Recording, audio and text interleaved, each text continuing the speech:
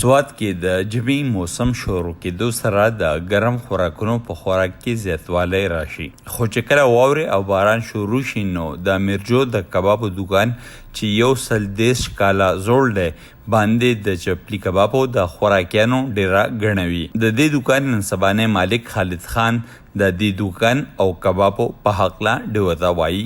زما نوم خالد دی او زمونږ د کاروبار چې دا میرجو کباب سنټر باندې مشهور دی او دا د باچا صاحب د وختونه دا کاروبار دی. زمونږ مشران دا کاروبار چې جوړو نو د باچا صاحب سره د هغو تعلق و نو تقریبا د دې خبرې به 130-135 ساله پورې کېږي. کباب خو موږ په دې طریقه باندې جوړو چې فرسټ ټایم خو به موږ دې له خپل څاروي حلالول، 2 څاروي ډیلي 3 څاروي اوس د نه پوره کېدو د وجې نه موږ تیاره غوښه راوړو. تیاره غوښه تقریبا د 4-5 څاروو عمر وزن لري. ډېرې چې کله موږ غوښه راوړو هغه موږ صفا کړو، د هغې سره غوښه جدا د کبابو دپاره، د هغې نه هډوکی جدا، وازګه جدا. او کله چې بیا دې له موږ خیمه میمه تیاره کړو، خیمه میمه موږ دلته کې دوکان ته راوړو نو په دې کې دلته بیا د دې خپل کبابو مسالې، هغه مساله کې دانیال دي، زنکۍ دي، اناردانه ده، مرچ دي پکې او ورسره بیا پیاز، ټماټر، مرچکې وغیره وغیره چې د کباب سم کم دغی نو هغه په دې کې موږ بیا شاملو. کباب خو له یخ سره تعلق لري، کله چې موسم یخ شي نو دلته کې بیا ډېره زیاته ګڼئ.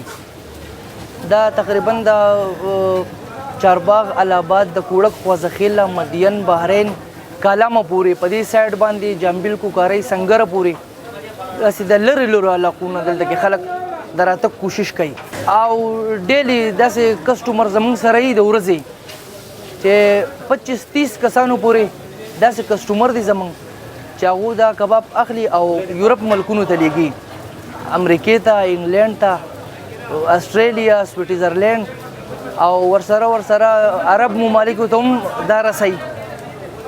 او بیا که په پاکستان کې شي نو د لاهور، کراچۍ، پنډۍ هغه خو هر ټایم وي. په ژمي کې خو زمونږ کاروبار ډېر زیات یې، په اوړي کې نه. کباب خو داسې یو شی دی دا ګرم د خوراک په شیزونو کې دا ګرم دغه دی نو دا خلک په یخنۍ کې خوښوي، په اوړي کې نه. او په اوړي کې بیا ورته زمونږ دوکان بند دي، چوټي دا 4 میاشتې او د هغې وجې نه ورته خلک ډېر زیات لیواله شي. په ژمي کې رش ډېر زیات. خالد خان وایي چې خلک دلته صرف کباب ته خوري خو نورو هیوادونو ته هم خپل خپلوانونه لیږي.